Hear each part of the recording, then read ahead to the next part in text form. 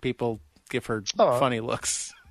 That's much appreciated. That's so cool. I don't even know what's happening.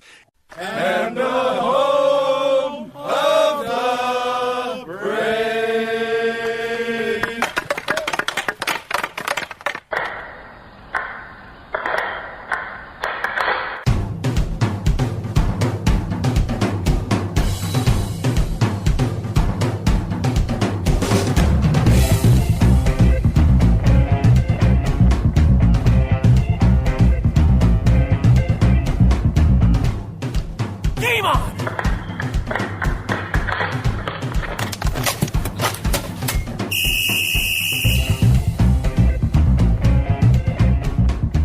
Welcome to episode 18 of the Hit the Deck podcast, where we talk deck hockey, street hockey, ball hockey. It's hockey in sneakers. It is the 18th episode, and James, our podcast can vote. And wait, you ready for this? Wait for it. And on behalf of James and I, we would like to thank you for electing to listen to the podcast. Oh, I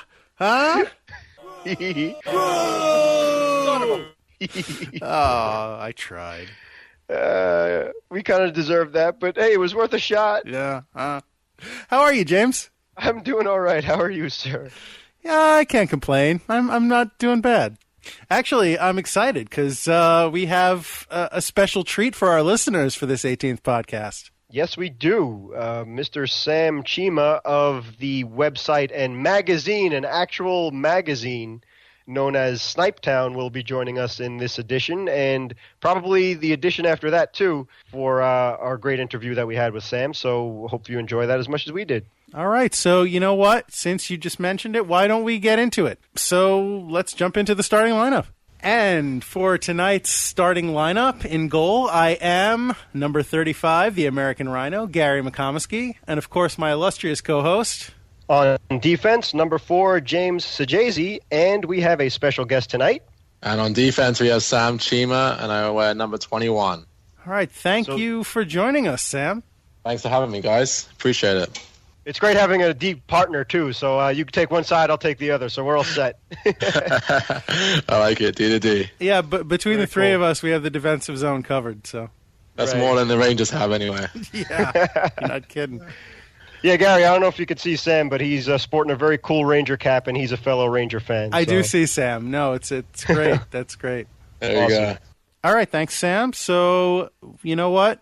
We want to talk to you, so why don't we just go ahead, and James, so we can get to that interview, why don't you, if you would not mind, just real quick, tell us what's on deck for this podcast. Would be happy to. Won't you take me to Snipetown? As you heard, Gary and I have a special guest for this edition of Hit the Deck, as we welcome Mr. Sam Chima of the great hockey magazine and website, Snipetown. Sam will tell us all about this fun hockey creation and why we all need to add Snipetown to our favorites list. And Hockey in the News, an article by Chelsea Delaney from May 25th's Wall Street Journal about vagabond Quebec Nordiques fans that would even make Detective John McClane proud of how diehard they are. And that's what's on deck. Thanks, James. You are very welcome, my good friend. Okay, so let's jump into this interview. So yeah, again, thank you so much for joining us, Sam. We really appreciate it, and thank you for your patience. We had a little snafu trying to get this off the ground, but since things are working now, let's just run with it. So first off, if you wouldn't mind, for our audience, please tell us what Snipetown is and how it came to be. So Snipetown is an editorial platform via, we have print and we have online platforms where we just basically, tell the cool stories that are basically bubbling under the surface of the hockey subculture. We're not really interested in, Rick Nash scoring the game winner. We're more interested in Johnny from, Staten Island who's taking the ice for the first time, and just really, uniting the community of hockey under one kind of platform as such. Yeah, Very so cool. Sam, the first time that James and I came to be aware of your publication or your organization was at the Rocky Sullivan's street hockey tournament this year. So is that the kind of thing that you normally cover? Yeah, so we just kind of cover the things that are like underground and, you know, the grassroots that we call it. You know, like everyone's covering the NHL, everyone's covering the pros. We want to cover, you know, what the game really is. That's the main mission that Evan and Jack basically set out to do. Not so much the glitz and the fame, just more the passion of the average hockey enthusiast, let's say. Yeah, definitely, yeah. But, you know, like I think there is some glitz in beer league down at Chelsea Piers on a Friday night sometimes, you know. Like, so just trying to cover everything, cover the bases, and, you know, like I said, just bring something that's been lacking in the hockey world quite a bit, bringing a different spin on things. And, you know, I think a lot of hockey guys get it. A lot of other people who aren't hockey guys are now understanding when they read what we write, what it means, what the sport really means to a lot of people. So, which is, you know, it's good. And, you know, we just want to grow it, really. That's great. Thank you. And, yeah, Sam, Gary and I we still value the somewhat lost medium art of magazines. Of course, with the Snipetown website and Facebook page, what made you guys stick with a magazine version? So, Evan, I'll give you a backdrop. Evan Gubernick is obviously the founder with Jack, and they have an extensive background in the magazine publication world.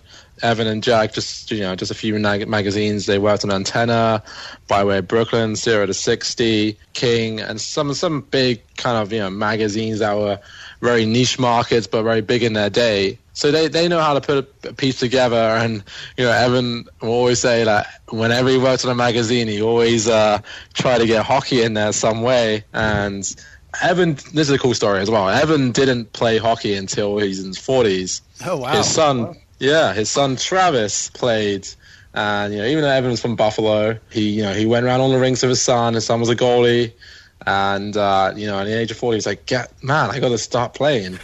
And now, so he took it up, and now, yeah, Snipetown NYC was born because he found all the stories, and he is very, very good at putting magazine together. And him and Jack, you know, they got this together, and they started a Tumblr blog, printed the first issue, just seeing where it went. You know, you've only got 2 issues in print. But yeah, and I think the print issue is the whole attraction that gives it a bit different spin than is currently out there, and is not necessarily like the Hockey Journal. It's not, again, it's about the kids from, you know, Bed-Stuy who's traveling to Aviator to skate at 11 o'clock on a Friday night, which is what we really want to cover, really. Where can we find the print editions of Snipetown? So right now you can pick it up from Westside Stick and Park, or Stick and Skate, and that is on just right on the corner of 23rd and 5th Avenue.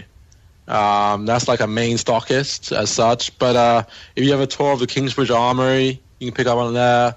If you want to just reach out to us via, you know, Instagram or on our site, you can always pick up one there.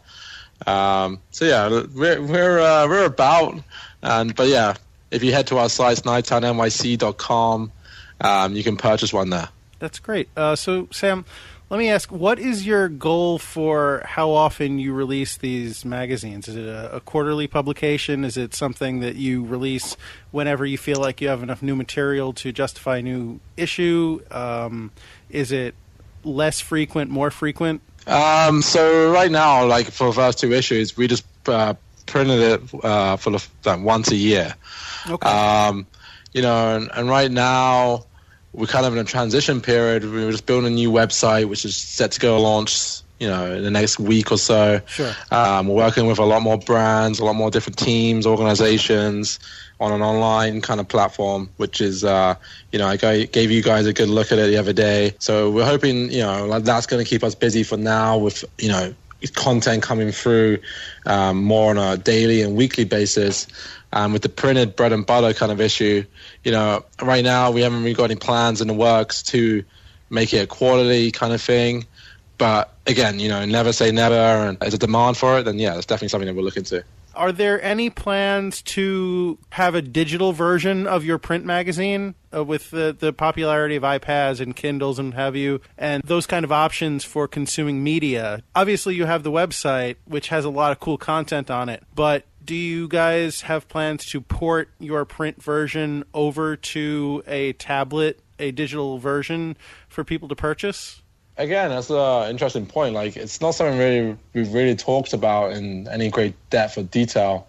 I think, like you said earlier on, the essence of the print is, it's so cool. No one's doing this. And, by just, from my own personal opinion, I think just moving to a digital kind of tablet form, it's just like any other magazine that's just migrated over and, hey, whatever. We put a lot of work into our website in the last, the new one, which is going to be www.snipetown.com to, encompass all different cities around the world and stories from all around the hockey community. And I think, my idea and our idea for snipetown.com is to basically become the kind of site you go to when you're bored at work every Monday on a boring day and a slow day, and you go on and you find some funny hockey stories, and that's the ever-evolving kind of evolution that we have. We want that to be content on that daily. We're in talks with a lot of different kind of organizations to underpin their own story and reach their own audience through our kind of platform, especially when the season rolls around. There's different teams that we're kind of speaking to right now. But it's not going to be reporting on the games, not going to be reporting on drills, or, it's going to be reporting on like the guys' stories or the girls' stories, or, where they've come from to get to where they are. Maybe any hardships they've overcome, and again, if it's something really wacky out there, if one of the New York Riveters has got a really wild job, maybe she's delivering for Seamless or something on the side, we want to hear about it, because I know everyone else wants to hear about it, like, what the hell's going on here? And then that's what people were thinking. It's them, unique stories, and it's almost kind of carbon copying the Players Tribune to a little degree, really understanding the inside and the background of the sport, because you can only be on the ice 2 hours a day. There's another 22 hours in a day to do something. So guys and girls have got to be doing something. So yeah, I think right now print is print.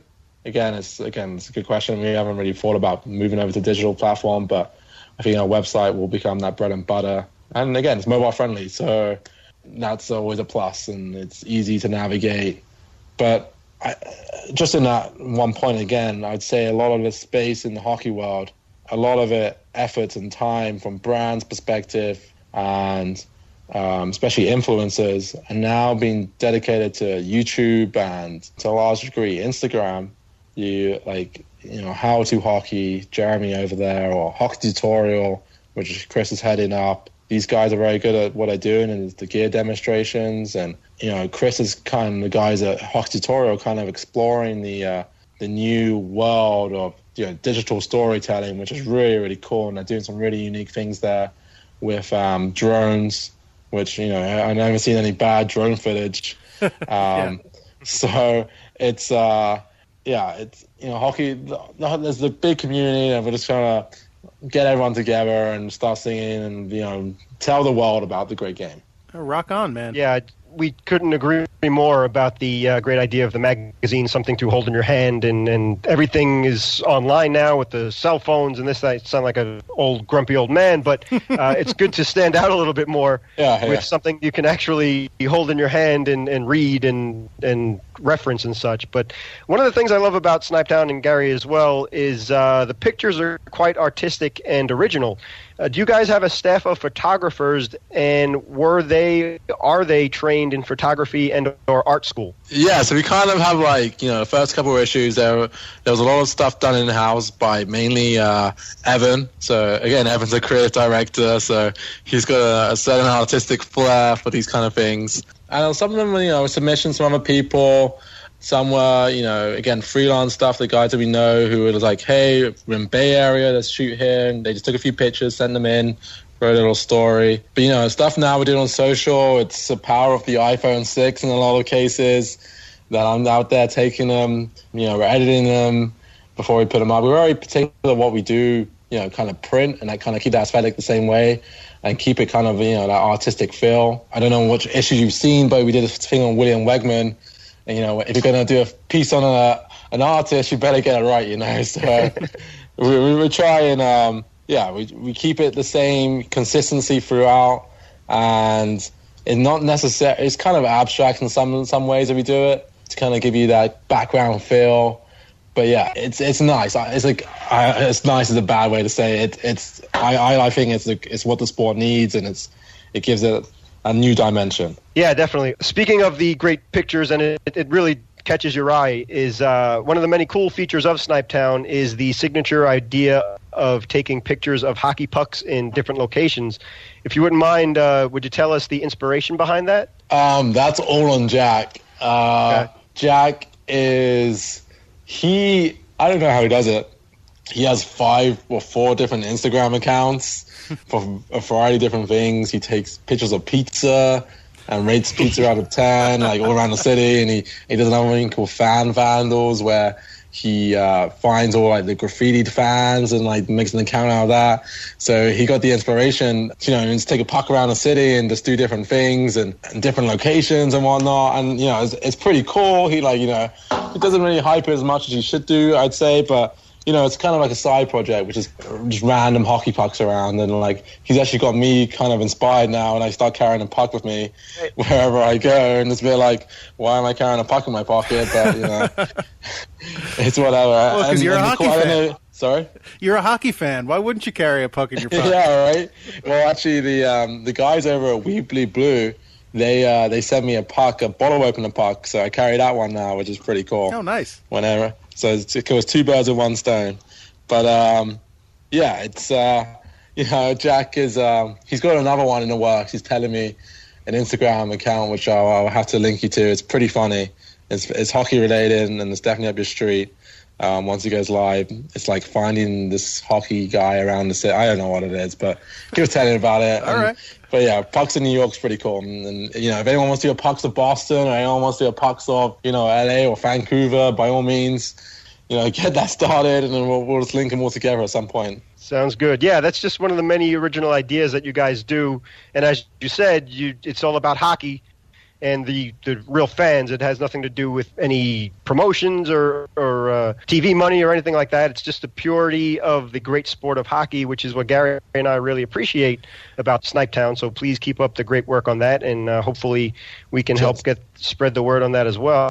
So as you were alluding to before, basically, if you wouldn't mind, your main influences for Snipetown, like was it the Hockey News, Sports Illustrated, Mad Magazine, all 3, none of the above? I can't really, I wasn't there on the inception of it all, right? So I can't really allude to what I think, but, just being all in the same gravy boat now, I think it was the whole idea of Snipetown was, again, to put that different spin and dimension on hockey that hasn't been done, or the whole giving that insight of the regular player, not the insight of the pros and, like I said earlier on, the glitz and glamour.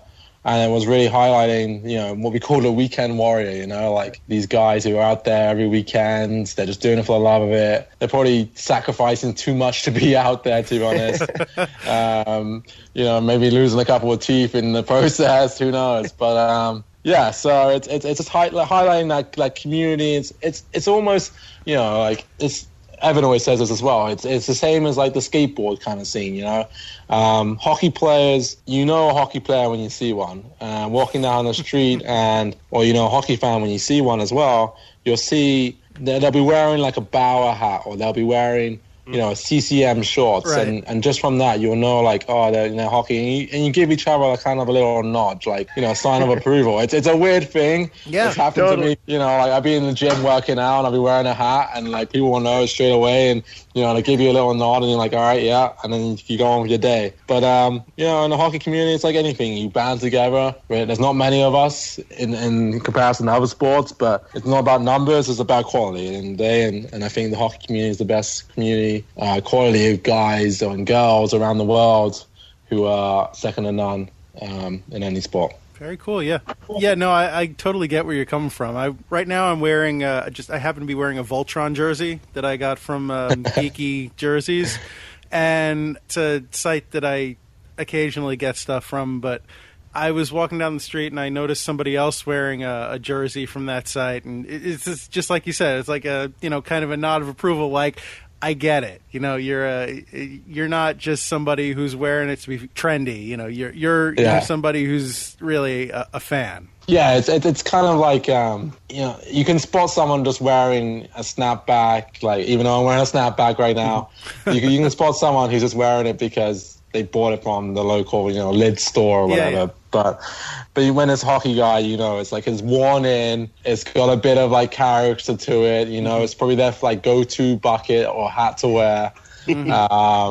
You know, like it's you, and even the way they walk, you know, hockey guys will have a bit of a different way to walk. I don't know what it is. Must be a little skating or, you know, whatever it is. Yeah, it's people who I have this debate with, and I talk to a lot of people about this, and they always say to me, like, Sam, what is hockey? Like, why is it so, like, my cat's in the way here. Why is hockey so, you know, these people, why are they so crazy about it? Like, what is it about the game? Like, basketball's not like this, but American football's not like this. Why is it hockey? And I could go on for hours talking about it, but no one will ever understand me what I'm saying. It's just different in all aspects. And, you know, like at Snipetown, we just try and highlight that as best as we can and tell the cool stories that are going on, because there are some pretty wild and cool stories going on in hockey, to be honest. You just look at the Players Tribune and look at kind of the hardships a lot of players have to go through and what it even means to a lot of guys when they win the Stanley Cup, and how articulate they are when they talk about it. It really gives you a kind of emotional feel that, you know, I'm not into basketball, but I've seen LeBron James, and when he says something, it's still not the same as when, you know, Scott Stevens is choked up and can't even say anything when he won the cup. You know, like it's a complete different comparison there. So yeah. Yeah, I couldn't agree more. And Sam, just to let you know, besides Snipetown, you always have a home here at Hit the Deck, too, if you ever want to talk hockey, because that's what we're all about as well. But exactly, especially for hockey players, I mean, they're such tough supermen with the injuries that they play with and the sport itself, how tough it is to survive. So, yeah, to see them break down, and they always mention their families, and they appreciate the sacrifices that their parents have made and siblings, because they know that they got there from not only a God-given talent, but from the support system through family, coaches, and whatnot. And, yeah, for some reason, hockey players never forget that. It's never about them. It's always about everybody else. So we definitely agree with that 100%. Yeah, I think, like, just going off on tangent, just to kind of raise the story, I forget who it was, but it's a St. Louis guy. And I think he came into, like, it's either Game 7 or whatever last game was when they played the Sharks. And I think one of them was sick. And, you know, one of the other guys who was was a vet, but if this guy wasn't sick, he would have been in the lineup. But, you know, he said, like, oh, I'm sick. And he was like, oh, what do you need? I'll go out and get you, like, you know, medicine, even though he was effectively taking this guy's spot. You know, you got to do some more research about it. But the name escapes me right now because I saw it the other day. But there's things like that. Hockey is, you know, you do whatever. You know, you go out to battle together and whatever it takes to, even if it means sacrificing yourself and sacrificing your own, you know, your own playing time and your own glory and highlights, just for the betterment of the team and the organization and for everyone else. That's what it's all about. I think actually you hit the nail on the head there, Sam. I've never played any kind of organized football, but I mean, I've played a few baseball games, and I played basketball, not like on a team, but, you know, in gym and what have you, with the same guys in school. And I never got the sense that I do when I'm in hockey of what you said, going into battle. It really feels like you are kind of, you are a team, you are your own army, and you're all strapping on the armor and going in together to fight it out on the hockey rink. And, you know, that I'm not saying that you don't get the kind of sense of teamwork and the sense of camaraderie in other sports, because obviously they do, but there is a special kind of feeling as a hockey player that you get of that, you know, that kind of going into battle mentality. No, yeah, exactly. Like, growing up, I played rugby, cricket. You know, I dabbled my hand in a bit of, you know, football, which you guys call soccer. Right. But you know... Sorry about that. That's all right. No, it's, you know, in hockey, you know, even in practice, if one guy, like, messes up a drill, coach says everyone on the line, you know, and it's not one guy's fault, it's not everyone's fault, but you all do it together, you know. And no other sport that just doesn't happen. And you spend a lot of time with, you're on bus trips and you're going around the country and different continents and, whatnot with the same guys for a lot of the year. And, like you walk into a locker room in September or whenever you start a season and you're pretty much strangers to a lot of guys. But at the end of the year, you walk out like best friends and you always keep in contact with the same guys even if they move on. And even that's like the top level or junior level or whatever. But like even, beer league, like, you walk into a locker room as a group of strangers, but you have this common bond that is hockey. And then by the end of it, you're like best buds and you're out going to bars. You're getting lunches with each other just because there's one game. And I didn't see like that's what hockey can do. And to be honest, like all my friends in New York City, they're all into hockey. It's just, it's all different pockets of different people and they're hockey guys, and hockey girls. And yeah, it's just a sport that brings you together that no other sport has been able to do for myself. But yeah, it's great. It's I'm here rambling about the greatness of hockey. I'm probably going to tear up because like great, I don't know. But yeah, that's hockey, and it's what it is. That's great. That sounds like you got some good friends too. Yeah, right. There's 5 of them that play hockey in New York, Jake. Sure. All right, thanks, Sam. You know what? We're gonna just pause this right here, and if you don't mind, we'll pick up with you next week. So thanks for that, and you can look forward to part 2 right here next week. So why don't we move on, James, since there's still so much to talk about. Yeah, absolutely. The Hockey in the News portion of Hit the Deck, as we mentioned before, a Wall Street Journal article written by Chelsea Delaney. Being from Brooklyn, we can certainly relate to the inherited pain of losing a team. At least for Brooklyn Dodger and New York Giants fans, however, William A. Shea and the amazing Mets came along to save us all. But this article is about Quebec Nordique fans, and as you may or may not know, if you are an NHL fan, that the Quebec Nordiques about 20 years ago turned into the Colorado Avalanche. I believe that was in the 96 season, the 95-96 season, and they even won a Stanley Cup their first year as the Colorado Avalanche. But the people who still live in the beautiful city of Quebec, I'm assuming it's a beautiful city. I've never been there. I don't know. But yeah, they're holding strong to the Nordiques logo and team name, and coming up on June 22nd, which just so happens to be Patrick Fogarty's birthday, he's a member of the LIQ, the NHL is going to vote on whether or not they are going to expand, and one of the cities that they want to expand is Quebec City, and the other in the United States is the popular city of Las Vegas. So we will see what happens with that. Interesting. Yeah, and pun intended, if Gary and I were gambling men, it seems like the Las Vegas team is going to get the bid, but there are 4 scenarios, one of 4 scenarios that could come out from that meeting on June 22nd. This article, again, is about these diehard group of fans that actually travel to... Hans! Yeah. Hans! They don't need to take hostages or go into the Takahama building. I forget what it was called. No, I think Mr. Takagi was the manager there, but it was the Nakatomi Plaza. Oh, thank you, Nakatomi. I've actually been there because a company I work for, Fox, is the 20th Century Fox Studios are there, and that building actually exists. So it's kind of funny to see it in person, and can't figure out how it wasn't blown up or anything like that. But anyhow, getting back to the Quebec Nordique fans. Well, yippee-ki-yay, Mother Decker. Nicely done. Didn't have to blow the whistle on you for that one, so good job. This is a family podcast, James. I wouldn't dream of it. And it is. So there are a bunch of Quebec Nordique fans that go on travel in support of their team to show the NHL that they deserve to have a team back. It worked for Winnipeg, so hopefully it could work for Quebec as well.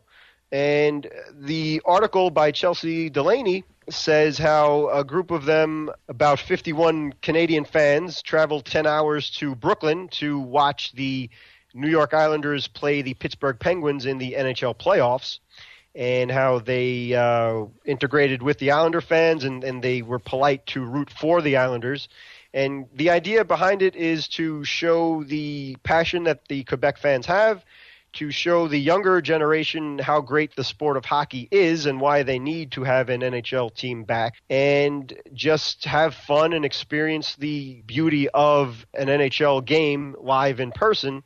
And I guess also try and get some publicity out of it by not just staying in Canada itself, but going into New York and Brooklyn and supporting two big teams like the Pittsburgh Penguins and the New York Islanders, and hopefully getting some notoriety from it. Yeah, so this whole thing, I mean, I respect their passion, but, like, I mean, hockey fans are a special breed of crazy, but this, I think, is a little, even for hockey fans, this is a little nuts.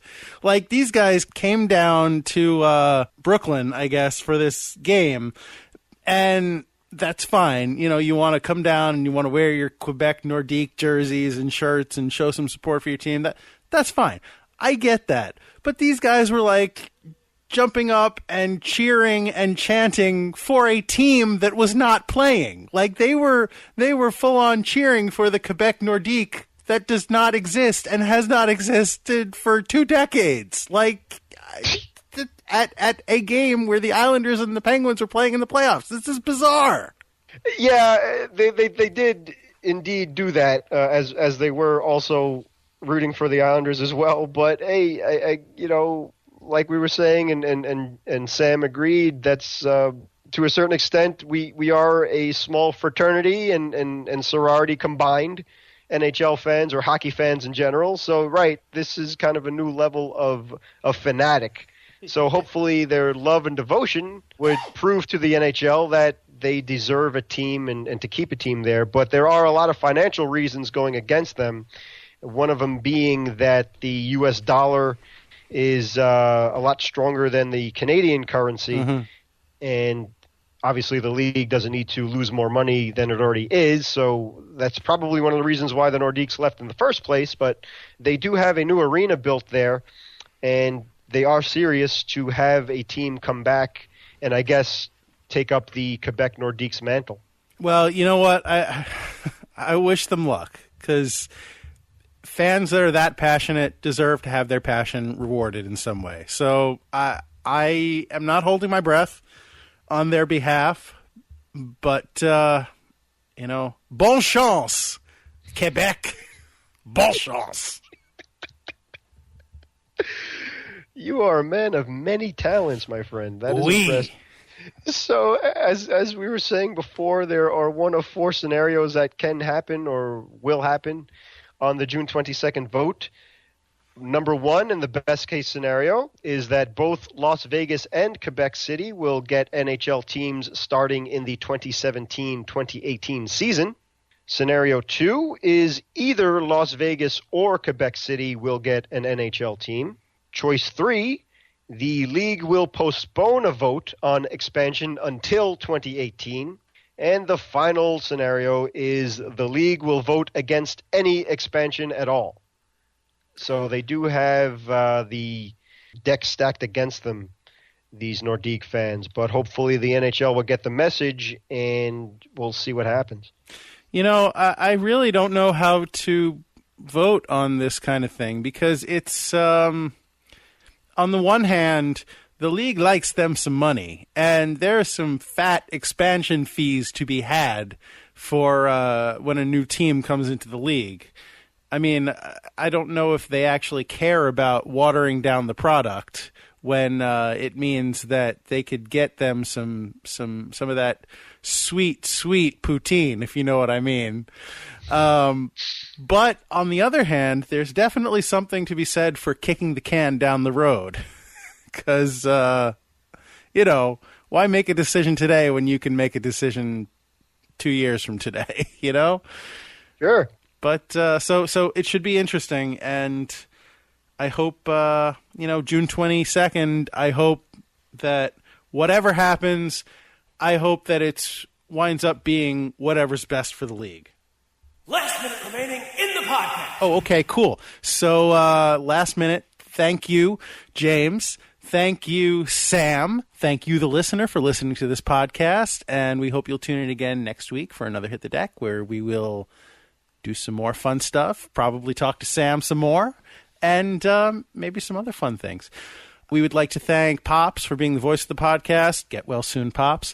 We'd like to thank the LIQ for sound effects, Anthony Sajazi for music, you, the listener, for listening, and while you're listening, expand your horizons. Listen on Stitcher. Listen on iTunes. Subscribe in iTunes. Listen on our website at hitthedeck.com. Visit our Instagram page. Visit our Facebook page. Follow us on Twitter at hitthedeckpod. Email us at hitthedeck@gmail.com. There's so many ways to experience Hit the Deck, and, find one. And while you're at it, while you're experiencing Hit the Deck, while you're listening to us ramble, check out Snipetown, because they've got some great content too, as you heard from Sam, and as you will continue to hear next week. It's really, for a hockey fan, it's a great read, and it's well worth your time. James, is there anything that you would like to say before I wrap up? You hit everything square on the head, so... Did I hit the deck? Well done. You did indeed, my friend. All right. Oh, that's a groaner. And on that note, I will mercifully release you with this final reminder. Please, it's deck hockey. Don't be that guy. Thanks, everybody. It's not the Gary Rambles podcast. It's the Hit the Deck podcast. I mean, sometimes it is still the Gary Rambles podcast. It's not. I mean, that's my brand. All right.